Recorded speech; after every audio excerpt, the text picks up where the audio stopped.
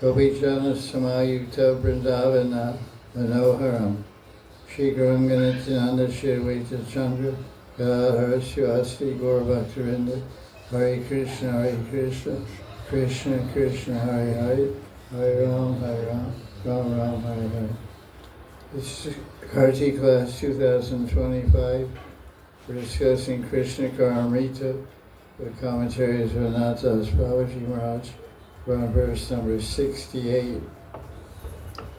Maharaj Swayan Nu Madhura Duty Mandalam Tu Nu Madhuryam Eva Nu Mano Nayana Amritam Nu Veni Mrijo Nu Mama Jivata Valava Nu Valoyam Abhudatyate Mama Lochanaya. Is Krishna Kandarpa Cupid personified, or is he a circle of sweet brilliance? Madhura duty means effulgence, mandala means circle, ras mandala. Is he a circle of sweet brilliance, or is Krishna the embodiment of sweetness, madhuryam eva? Or is he nectar for the mind and eyes? Mano nayana amritam. Mano means mind, nayana means eyes, amrita means nectar. Is he the same Madhav Krishna who loosened my hair braid? Am I actually seeing Krishna, who is the beloved of my life? So a commentary by Krishnadas Kaviraj. Leela Shuk has finally attained darshan of Krishna. This verse from 68 until 95, so that's 27 verses. Bilmangal Thakur is not having a sporty, not having a be-sporty, not having a vision in his mind of Krishna, not having a deep vision in his mind. He's having directly with his eyes. Krishna has finally unveiled the curtain of separation and appeared before the eyes and heart directly, Sakshatkar Darshan, to Leela Shuk, the author, Bilmangal Thakur. That's on one level, from the Sadhaka viewpoint. On the level from the Siddha viewpoint, from the spiritual viewpoint, Radharani's viewpoint. This, for the last so many verses, 20, 30 verses, Krishna Karnamrita, Radharani has been left behind with all the Sakhis and the Rasadans in separation from Krishna, and she's remembering him and having in her deep absorption, the meditation of madness of separation. She's getting visions and darshans of Krishna, not darshans, it's called sporti, visporti. So now, the long-awaited moment that Krishna comes back. So this is how to capture this scene. This is the scene of Krishna returning after it seems like yugas of separation. Yuga yutandameshena. So, how's Krishna going to be feeling at this time? What kind of look is he going to show the gopis? What kind of posture is he going to display? How is he going to carry himself? Because from their viewpoint, they're thinking Krishna has a lot of explaining to do. You know, why he left us? What's the cause? What he called us here. You invite somebody to a party, come to my house for a party, then everyone comes and you leave. Can you imagine? Having a house party in your apartment, invite all your friends, there's going to be a music band is there, music is there, food is there, and everyone comes, then you walk out by, I'm going, have a good time. Well, are you crazy? What? Yeah, so it's something like that, quite distant comparison, but there's a lot of amazement, a lot of shock, a lot of indignation on the gopis' side, a lot of confusion, bewilderment and attraction at the same time. So there's so many mixture of bhavas and Vyavachari, Sanchari bhavas, subsequent bhavas being mixed up here. So Krishna's Kaviraj describes that finally Leela Shuk, the author, has got direct darshan of Krishna. And what he's seeing is beauty that's beyond his mind and senses. There's a word like that in Sanskrit. What does it mean, beyond the mind and senses? It describes Krishna. Achyuta. No. Adokshita, sorry. Yeah, Hokshaja. One is beyond the conception and conception and perception of the limited material mind and senses. It is Hokshaja Bhagavan. The truth means one who doesn't fail to reciprocate with the love of his bhaktas. This is the most rasic definition of the name Achyuta Sri Krishna. Generally means one who doesn't fail to keep his promise, one who is infallible, doesn't make a mistake, everything he does is perfect, every arrangement he makes for his devotees is perfect. But one chariot defined in the name Achyuta means one who never fails to reciprocate with love. So, some people in this world may be guilty of that. And that becomes a cause for divorce, breaking up, and disruption of friendly dealings. So feeling that you're getting the love you're giving is something that's a little elusive in this material world. One partner or the other always feels they're giving more.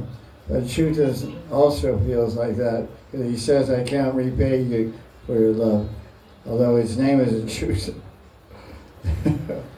It's a little funny paradox there. Irony. You know, he's called Achyuta, never fails to reciprocate with love. But he admits to the gopis in Rasleela, you're loving me so much I can't repay you. Naparyam Jusham.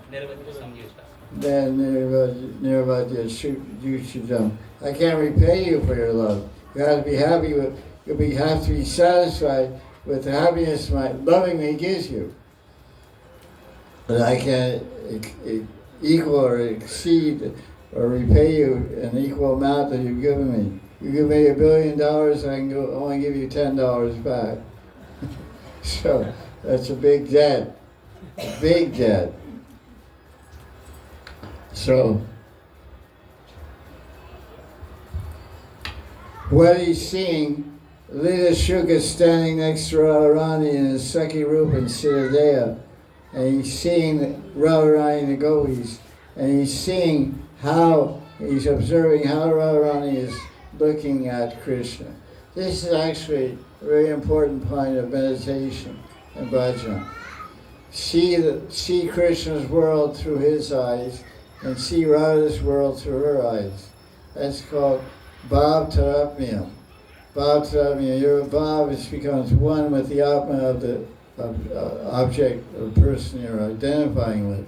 So Manjri Dasi, Sakhi Radharani, and Mother Rati, she's identifying with Radharani's form, her bhav, her feelings, her thoughts, her desires, her movements of her body. Everything is completely mixed up and becomes one with the bhav and eyes and heart of the Dasi. When Radharani tilts her head like this, looking at Krishna, Manjri tilts her head like that, looking at Krishna.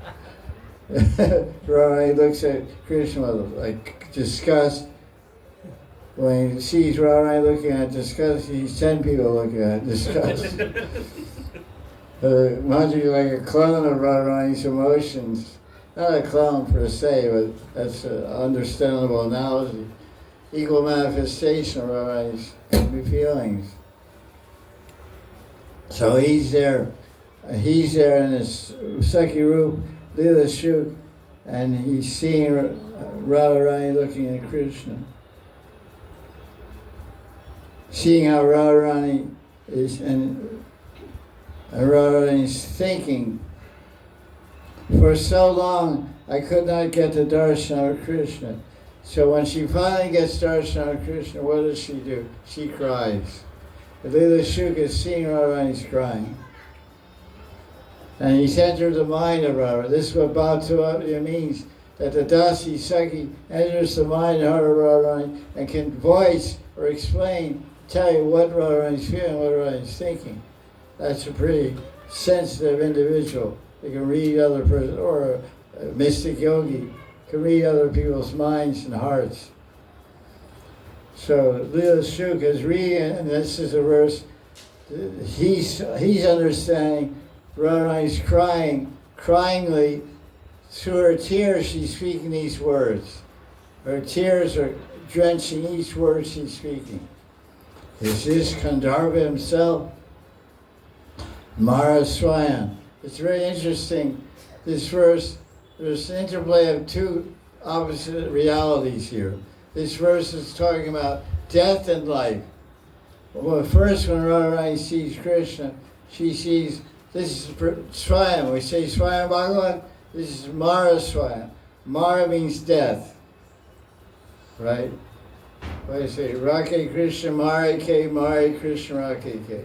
If Krishna wants to protect me, no one can Mare Ke, no one can kill me. If Krishna wants to kill me, no one can protect me. So she's seeing Mare Swayam. So we'll explain why she's calling Krishna death. And then the third line, she said, Jivata Vallabha. Jivata Vallabha means he's beloved of my life. Vallabha means beloved. Jivata means life. Jivatma. So what is it, Roland? What is she? Is Krishna death or life?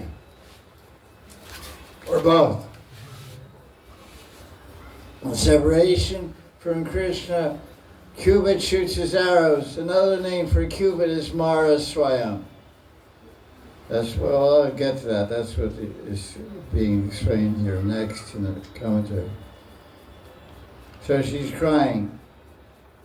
All of a sudden, after so long yugas of separation at the Rasa dance, Krishna has reappeared, and Virahini Radha is astonished. At first she can't even recognize Krishna. She feels that Mara himself is personified. Mara means to kill. So Gandharva is called Mara because he kills everyone. Like some people say, I'm dying of lust. I'm burning of lust. If someone's burning you up, you die, you know. They say, pour some gas, petrol, and you light a match, Haribo. You're going to leave your body. So she said, death personifies, he's come. Because in his separation from him, I was dying.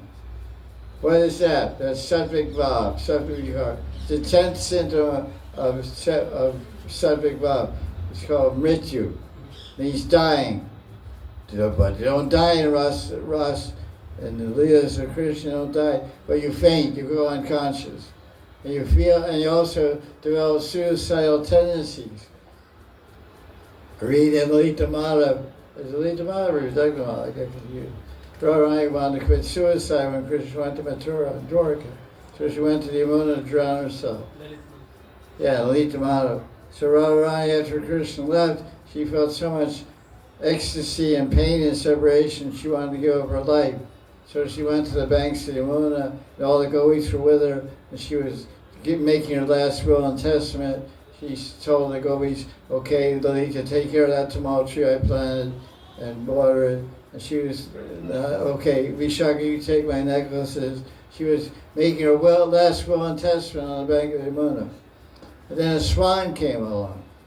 Then Lalita talked to the swan, and that's called Hansaduta, which is a play written by Rupa Goswami, where the Lalita is telling the swan, go to Mathura and tell the condition of Radharani. She's lying on the banks of Yamuna, she's about to die. She's going to jump in the Yamuna and drown.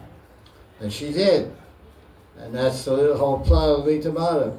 So Radharani is a Surya Upasaka. She's born in Surya Vamsh. Her father's name is Vrishabhanu. Bhanu means son, and she's Vrishabhanandini. So when she went to drown herself, Yamuna said, I'm not letting this happen. I'm going to make it look like she's drowning. Because my father is Suryadev, and I'm the daughter of Suryadev, Yamuna. My brother is Yamaraj. So I'm gonna, when she jumps to water, I'm gonna take her in my hand and I'll put her on the sun planet. So she went from Vrindavan to Suryaloka.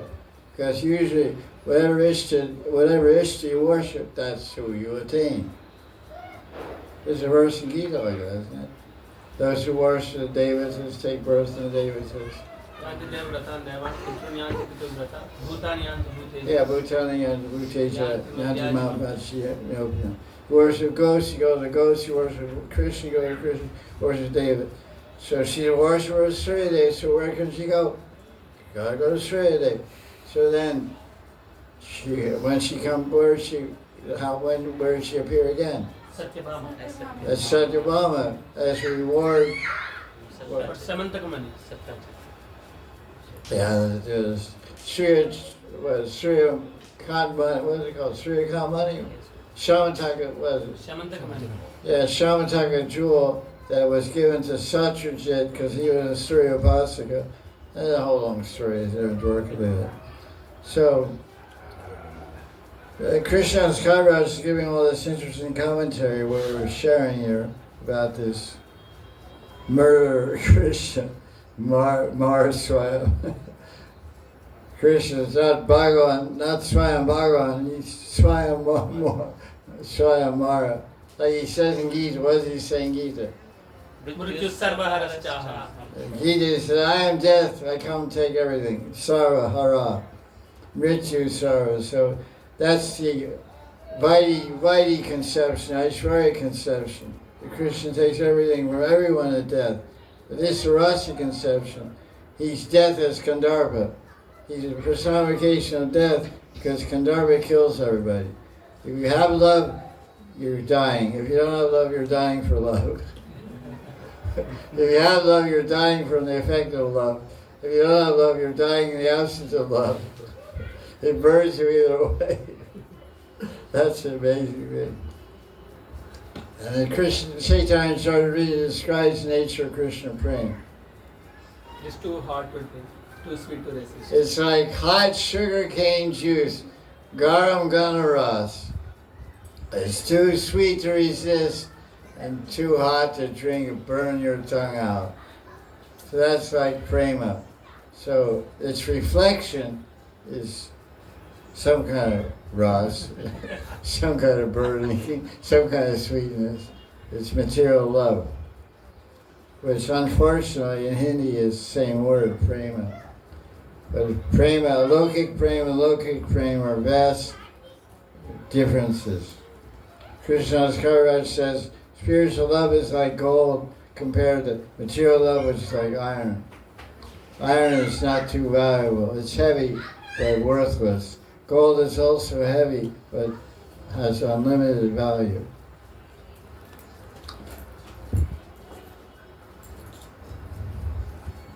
So when Radharani finally gets darshan of Krishna at Rasa dance, she mistakes him for Kamadev, Kandharpa, Cupid. But soon,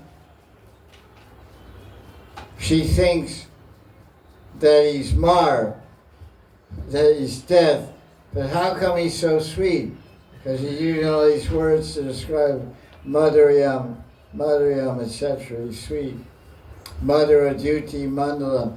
The orb of his face, the radiance, duty, radiance, refulgence of his face is very sweet, delectable, and attractive, satisfying, Madhur. But still he's Mars Swayan. So it's a real contradiction. How come he's so sweet? He's a collection of all sweet radiance. Mandalam is being translated as collection by Krishna's Kaviraj. Because mandala means a circle. So inside a circle, there's many things here, like space. Or in this case, Rasleela, inside that circle, there's a collection of gopis, millions of gopis and billions of gopis. So Krishna is illuminating that circle of rasa dance with his sweet effulgence. That's the nice meditation. There's a circle. It's called Ras Mandala. Mandala means a circle. Because in the spiritual world, nothing's square. No square people. No modern buildings that look like this. Rectangles, squares upon squares upon squares. Everything's round and curvy and Tribhangalalitam, Niyata Prakasham. Krishna's curvy, doesn't sound true. Maryada Purushottam Ram is very Straight. very boxy, very, no mandal there. You don't hear about Ram's Ras Lila. Doesn't exist, as far as we know. So, how come he's so sweet? He's a collection of all sweetness. Krishna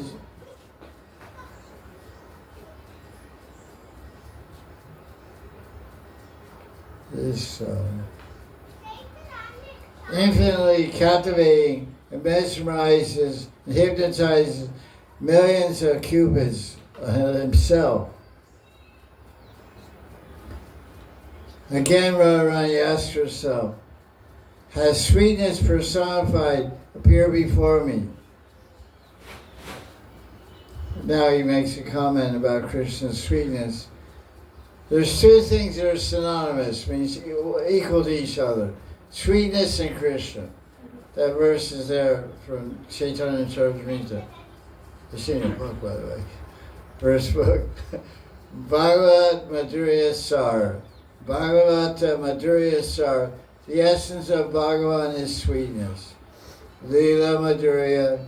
Prema Madhurya. Prema Madhurya. Venu Madhurya. Rupa Madhurya. Rupa Madhurya. Radharani is appreciating that. And she's saying, sweetness and Krishna are synonymous.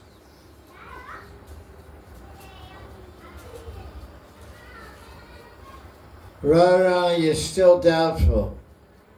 Because one she's saying is, because it says here, Madhuryam Mano Nayana Amritam. What I'm seeing, who I'm seeing is nectar for my eyes and mind. My mind is filling with nectar, which is being drawn through my eyes by seeing Krishna before me. This Madhura Duti Mandal, this circle of sweetness and beauty has appeared before my eyes, entered the whole of my eyes, and filled my mind with nectar, like a waterfall falling on your mind. A waterfall of sweetness, a waterfall of nectar. So she's has some doubt, some samshaya. So she thinks like this. She said, am I seeing personification of Amrit? No. Amrit is liquid. Amrit is liquid. It's like water. But this has a solid form in front of me. Then she said, he has a shape and it's solid. Is it really my beloved who loosens my hair? That's in the third line. It says, Veni Mrijo. Veni means hair braid, and Mrijo means loosen. There's one meaning of Mrijo. And we'll hear another meaning later. So she said, is this the person that, when we're in the Kunjalila, he loosens my hair braid to prepare for the love sports. So then she goes on to say, yes, it's true. It's really Shamasundar.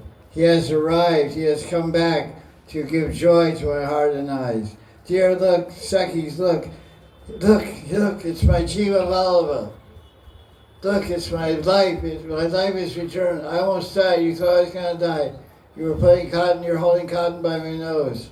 When Krishna left Radharani, she fainted and looked like she was dead. When the Sakhis came to find her, they said, one Sakhi said, is she alive?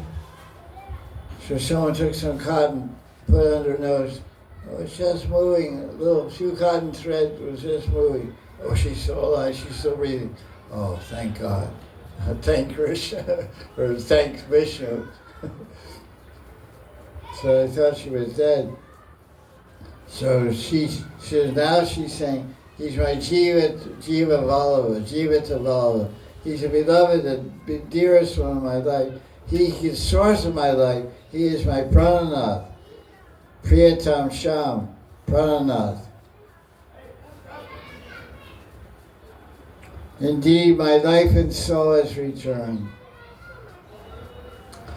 Mahaprabhu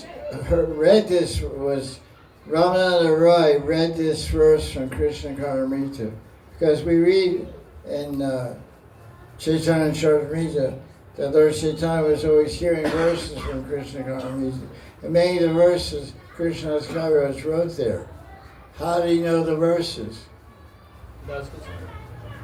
I guess we can assume that somehow Ramananda Roy told Das Goswami, who wasn't in the Gambhira, but maybe he shared it with him, so he knew what verses were there. So, because when Krishna's Maharaj wrote Chaitanya Charitamrita, he was a long way from Puri. He was never in Puri himself. But on the banks of Shamaka and Madhusabhav God, he had a bhajan kutir right next to Raghunath Das. That's good company. Imagine, who's the guy next to you? Oh, it's Raghunath Das. Oh. You have good association. You have the best. So every day, Das Goswami was speaking a couple hours of Chaitanya Lila, Katha. And Krishna's Maharaj was hearing and taking notes and wrote the Chaitanya Charitamrita right here. So therefore he entered, Lord Chaitanya heard this verse and he went into ecstasy and he writes the verse. So this is what he said. After he heard this verse, read this verse, being absorbed in the madness of Radharani's Divya Mahabhav, Mahaprabhu said, now, I need some water.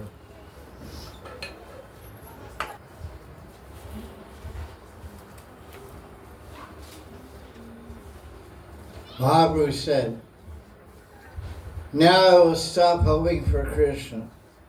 Then I will be happy.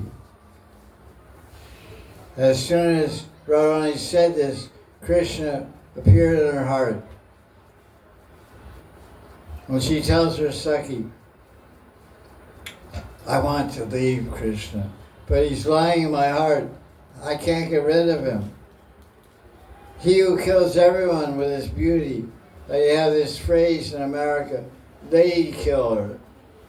Lady killer. Some guy is really handsome and powerful and rich and all the kind of things. He can kill ladies. In other words, he's very attractive to women. So, and he's very egotistic and proud and selfish. So he never really loves any one woman, but he just enjoys as many as he can because he's a very lusty person. So he's called Lady Killer. So Krishna's like that. He kills everybody. He has entered my heart. He won't, but this enemy does not let me forget him. That's why he's called Mara Swayam, the personification of death in the form of unlimited cupidity. So that's Mahaprabhu's statement. So Mahaprabhu goes on, is he Kamadev, or is he sweetness personified? He's a festival of my heart.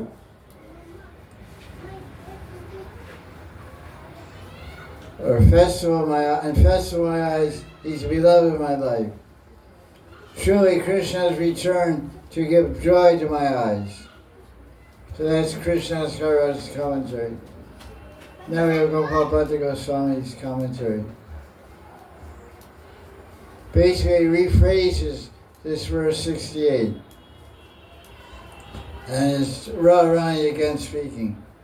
Who is this handsome man who has appeared before me and spreading his radiance all around? Mother Duti Mandala. Mandala means circle, so he takes it to mean His sweet effulgence is spreading in all directions. Is he Kandar? Am I mistaken? Is it Kandharva? No, it can't be Kandharva. It can't be Ananga. It can't be Cupid because he doesn't have any body. But even though he doesn't have a body, he can agitate the hearts of everyone. Is this the moon? No, it's not the moon because this face I'm seeing is flawless. There's no dose. There's no marks on his face. It's simply effulgent and beautiful, sweet. Or is it sweetness personified? Is it Amrit? The same idea we heard already, but go about the same thing. Is Krishna Amrit? No, it's impossible because Amrit is a liquid. So, well, he gets an interesting twist on this. Very interesting. This is the one who combs the hair of the gopis. When the gopis are suffering from viraha, they don't tie their hairs into braids. It's just like there's a niyam in Hindu Dharma. When a husband dies, the wife doesn't tie her hair. She leaves her hair loose. When Sita was in Lanka, her hair was loose. You see paintings of that also. She doesn't. Well, when she's with her husband and they're observing Dharma together, she has all three hairs divided and three made into a bani, a hair braid. So when the gopis are separated from Krishna, they feel like their lover died. They feel like widows, although they're not married. So they let their hair loose. When Krishna meets them, they brushes and braids their hair. You see that Leela and Sringarabhat where Krishna is different. Leela, different setting, different circumstance. But Krishna brushing and re-braiding Radharani's hair after love sports. That's just because Radharani is adopted. What kind of mood? Swadhina Bratrika. After lovemaking, she adopts the Swadhina Bratrika and says, "Look, Krishna, you took Cupid out of my heart. You took the Kandharva Murti. You brought out the Kandharva Murti, and you enjoyed thoroughly. Now put the Murti back. Put the Murti of Cupid back in my heart and fix me up. You messed me up. You bit me. You scratched me. You messed up my hair. Now make me nice. Dress me nice. Put my necklace. Pick out the pearl necklace which you broke. Restring it." He doesn't do it. He calls some Mandrian to do it. They come in and do this. And he gets his job done. He follows Radharani's order, but he has helpers. So Mandris are more than happy to help him restring the necklace which he broke in his passion. So that it goes like that. Just to go out the point here. Right. Everyone wants to go out the point. So we're talking about Veni Rijo. So that's an interesting idea that Krishna's Gopal Bhatta Goswami is explaining. After Krishna returns to Rasa dance, then he does all that. So now,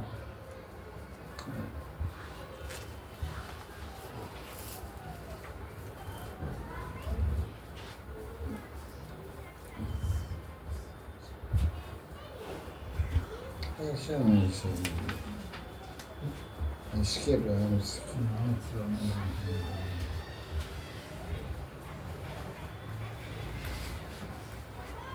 What verse from I lost my place here. You're on 69th, Gurudev. 68th done, 69th. 69. We should start. Oh, we're just finishing 68. Yes, good. Thank you. Thank you. Okay.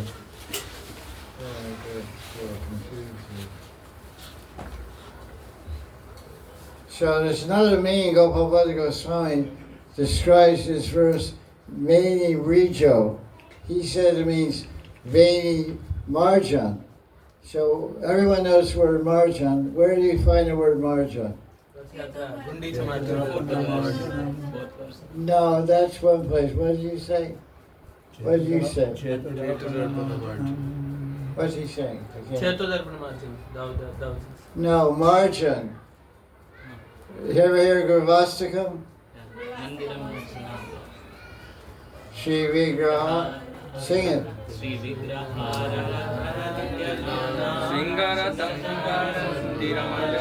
Mandira Marjanando. Marjanando. Marjan means to cleanse, to sweet, to clean. So Veni Mrijo, Gopal Goswami says it can be also, this Sanskrit word can also mean Veni Marjan. The hair braid cleans. What does the hair braid clean? Hair braid becomes a brush. Listen to this, it's very interesting.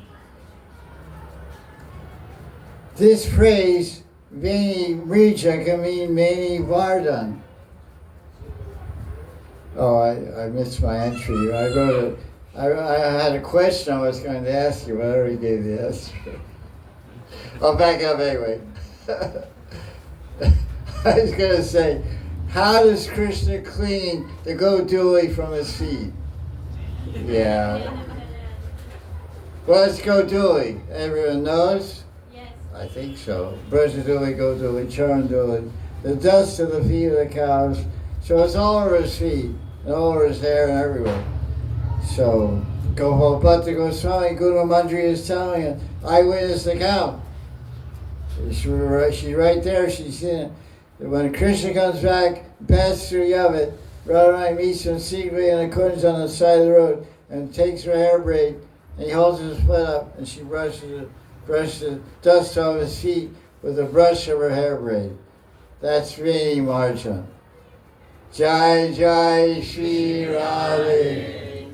So Radharani is what? What quality is she exhibiting there? Srinadapi Sunichena.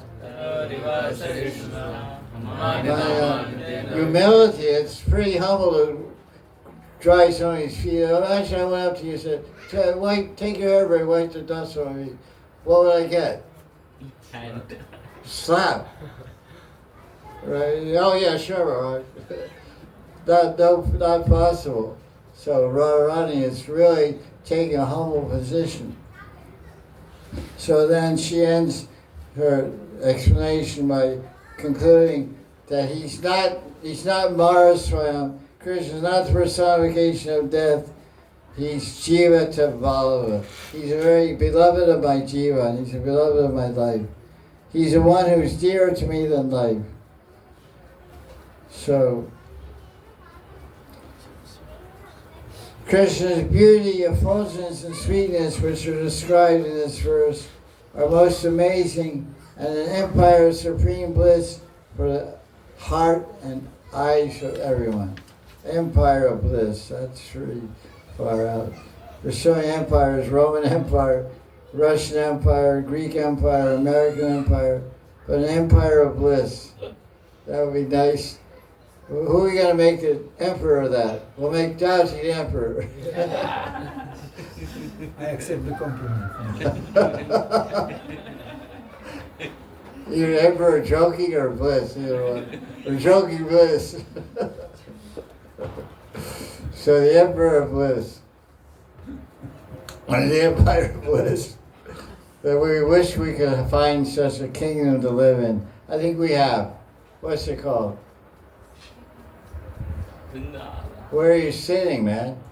Vrindavan Dham is the empire of bliss. It's called Prem Dham. What is Prem made of? Bliss. Let's wake up some logic here. I know you want to sleep. It's late in the afternoon. It's sleepy time.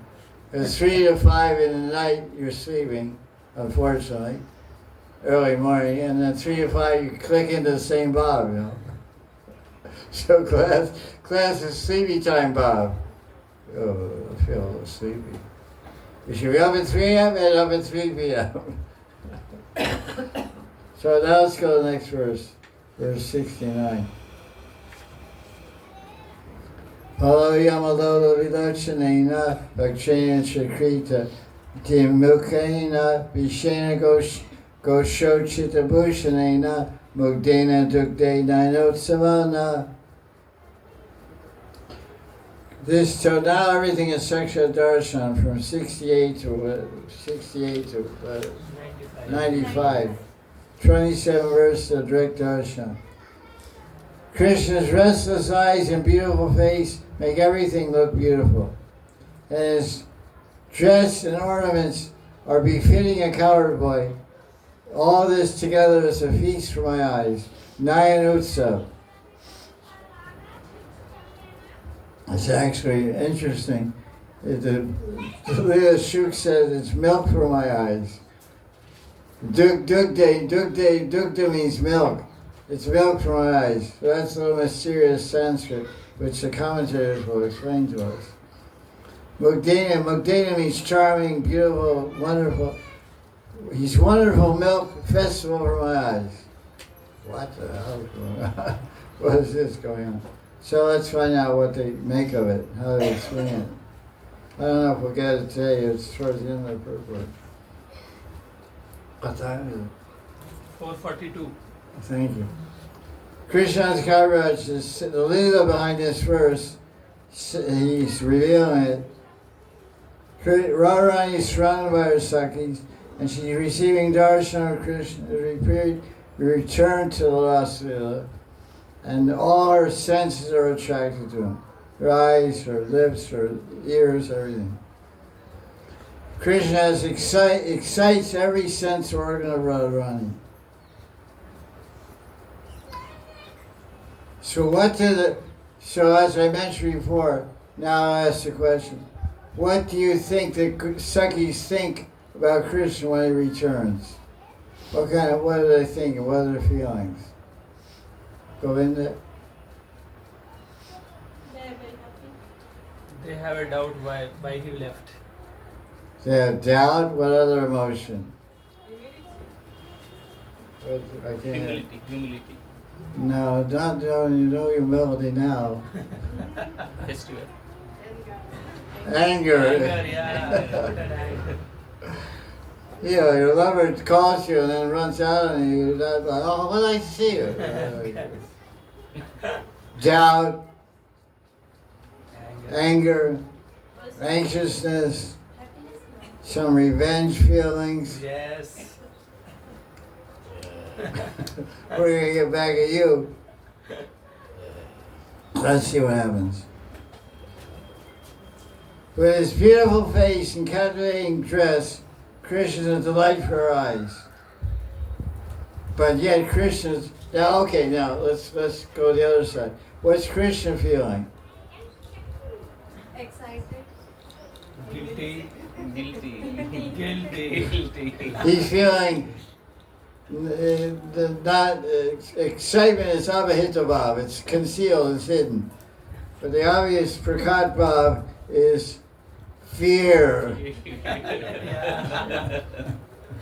Bhagavatam second canto says, Yad bibeti swam bayam. That which is feared by fear personified is Bhagavan. But not Krishna. He's shaking. He's showing a subject vikar of what? Shaking, perspiring, hair standing there, crying. He's showing everything. All the symptoms of fear. Crying, shivering, trembling. Mommy. You're a long way from your shoulder, boy. Your shoulder's not going to hear her crying. So he's afraid. His face is displaying fear. Show me face of fear.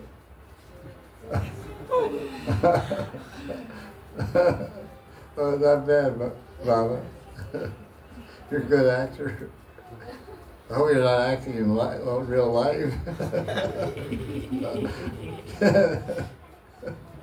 Okay. So, why is he showing fear? What has he done? He went calling everyone and he'll disappear. He's an operati. He made a fence because he left countless of gopis during Rasa dance. Now he's afraid and he's seeking forgiveness. Bad luck. So he's trying to appease and please the gopis. And he's gazing all around with restless eyes. I'm in big trouble now. I don't know what I'm going to do.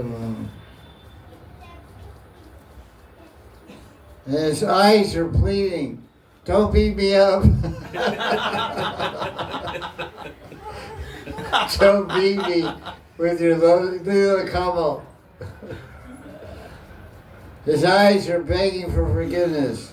At the same time, he's spreading his effulgence in all directions. Wow, that's from last verse, guys. At the end of the prayer, bro, I guess we got, oh, no, we'll see it now. Oh, this is very nice. So, Vishnu Chakravarti describes this scene very beautifully in his Sarjadarshini commentary in 10th canto, Rasula, chapter 32, verse 2. Narayan Maharaj is very fond of describing this appearance of Krishna like this. Because, he was in Gopi Bhava, so he liked to see Krishna in this submissive, petitioning, humble mood in presence of the gopis. So the commentary that Vishnu describes, he paints a beautiful picture of how Krishna was conveying his fear, how Krishna was physically, because there's something called body language. We talk with our eyes, and in India they talk 1,000 expressions with their head movement. Yes, no, this, so body language, heads can communicate, hands communicate, eyes communicate, of course words, that's obvious. But this is not just words, it's all about his bodily posture. How does he display his body, head, neck, everything. So listen. Vishnu said, Krishna made his face joyful, although he was unhappy in heart. He was remorseful over what he did, how he offended the gopis. He was very repentive and remorseful, feeling repentance. But he pretended to smile and look happy to be back. So he made his face joyful to please the gopis, but his heart was burning with repentance. Please forgive me, please forgive me, please forgive me. Therefore, he placed his upper garment. He placed a shutter around his neck. I think there's a painting. I think Charan did a painting of this also. He placed, uses shutter. This shutter is hanging on his shoulders like this, but he put it around his neck. Like if you have an animal you want to control, you tie a rope around his neck. And then now that's a symbol. When the rope around your neck, it means you're being controlled by someone. You're under a submission. You're in submission to that person. If I put a rope around your neck, you can't. You're gonna be submitting because I'm gonna hang you. Your head's gonna fall off. So that's what's the pose. That pose is physically communicating an emotion. And then he was holding ends of the cloth in his hand. So he tied it around his neck and he held the ends of it in his hands. I surrender to you. I'm surrendering to you. Please accept me. That's like San Goswami. That pose is there in Madhya Lila when he submits to Lord Chaitanya. Has a straw between his teeth. And he says, Kehami Tapa Trai. Who am I? Why am I suffering the threefold miseries? Adhyatma, Adhibodhi, Adhiklesh. Please teach me who I am and give me your mercy. So he was showing a humble physical posture with a straw between his teeth and humble words of submission. That's how you're supposed to approach the Guru when you want Diksha. That's the example given there. Tavidi pranipatena pariprasnena sevya udakshanti te jnana gyanastavadarsan. Pranipatena means lying like a stick on the ground. Dandavats. Stick, lying on the ground means your body is lying on the ground, your mind is lying on the ground, your ego is lying on the ground. That's what submission means. That's why to find Diksha, not to do the Chaitanya Maharaj finds Diksha. Diksha Kali Atma Samarpan. Atma Samarpan means I'm completely offering. Arpan means to offer. Sama means completely. Atma means body, mind, ego, words, Atma, self, jiva. Everything I'm offering at the time of Diksha to the Guru's feet. Diksha Kali Atma Samarpan. How's it go the rest of it? दीक्षा काले भक्त करे आत्म समर्पण सही काले कृष्ण करे तारे आत्म समर्पण. If you offer everything like that to Guru, means Krishna's representative, then Krishna will make you equal to himself. Atma Sama. Atma Sama. Your Atma will become equal to Krishna, which means your Atma will fill with Dladni Shakti and Samved Shakti, which is pure Bhakti. It's a combination of this wisdom potency and love potency. But that's like ultimate submission. It usually comes in degrees, beginning with Diksha. So, he's begging forgiveness. So, like that. So now what time is it now? I think it's time. 8 minutes more. Okay, we'll go more. Now, Kaviraj Goswami describes three types of special dress or clothing that Krishna wears. Because it says here, it's a comment on this line number 3. It says, Vaishena Gosh Ochita Bhushananam. Bhushana means ornaments, and Uchita, the word Uchita means suitable, appropriate, suitable. Uchita. And Gosh means pasture grounds, where the cows go. And Gosh is an interesting word in Sanskrit, because Gosh means pasture, and Gosh also means sounds. There's a group of people in Bengal that take care of cows, they're called Gosh. That's a caste. And we say Vasudev Ghosh. They were coward men.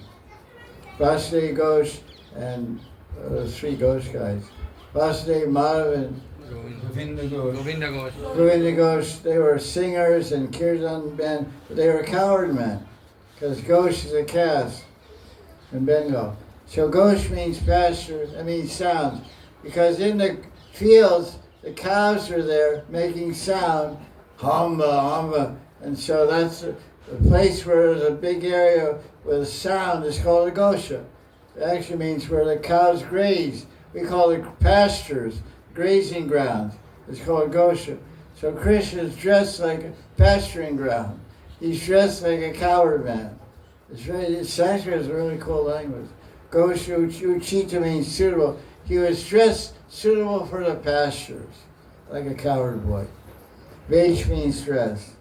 Bhushan. So that's being explained. Rupa Goswami describes that Krishna has three kinds of dresses that are particularly coward dresses. The gopis love every one of them. So when they met Krishna at Kurukshetra during the Surya Grand solar eclipse, they were not happy. They didn't recognize this kind of dress. He had a golden crown. He was wearing shoes, golden shoes. He had a big jacket and big pants and belts and bangles and all kinds of opulent kingly attire. He said, this Raj Vesh doesn't appeal to us. We're the same gopis. We're dressed the same. But you're different. You're categorically differently dressed. We don't recognize you. We don't feel good about you. You don't inspire our love.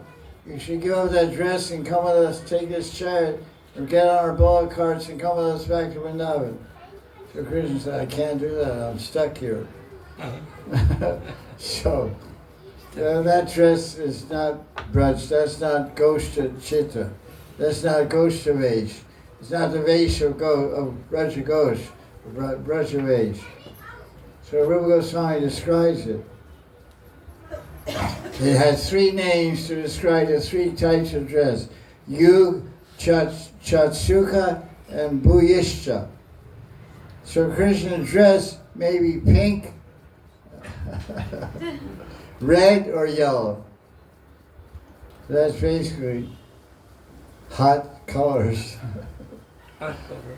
Krishna wears hot clothes. Doesn't wear blue and gray and he wears hot. Well, I got red. He wears hot colors: pink, red, and dark red and yellow. So now, what is Yug? Y-U-G. This is an example. He has a golden dhoti, Pitambari Krishna, he's golden dhoti. It's very bright in color. He has a pink chadar. That's pretty classy. Pink chadar. And the golden dhoti is representing Radharani, and the pink chadar represents her love. That's what Rupa Goswami said. Is it must be time now? Okay. The second type of dress Krishna wears. You got that one? Yellow dhoti, pink chadar. Oh, the symbology of it. And Chatuskam.